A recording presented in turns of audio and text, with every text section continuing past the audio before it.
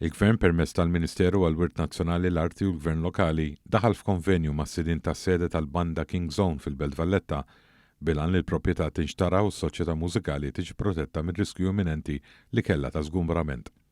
Fil-fatt din l-għaqda artistika bħal oħrajn qabilha kienet qed tiffaċċja tali riskju minħabba sitwazzjoni legali marbuta mal-liġijiet tal-kera ta' qabel l-1995.